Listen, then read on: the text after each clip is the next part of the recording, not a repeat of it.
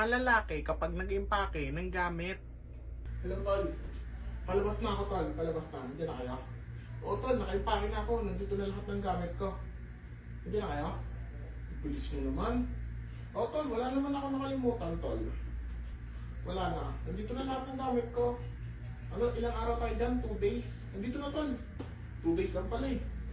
Oo, uwian din naman pala. 2 days lang. O sige, nandito na lahat ng gamit ko, tol. Ano, hindi na kaya, lalabas na ako. Hindi na kailangan magdala ng marami. Uwian din. Bilis lang. Mga babae naman kapag nag-impake ng gamit. Yes, natuloy din yung gana natin. Hindi na drawing yung outing namin. Hello, pupunta na ako dyan ha. Oo, nag-impake na ako ng gamit ko. Konti pa nga itong dala ko eh. Konti pa to for just 1 day. Konti pa to. Konti pa tong dala ko. Ano, nandiyan na ba kayo sa labas? Ha?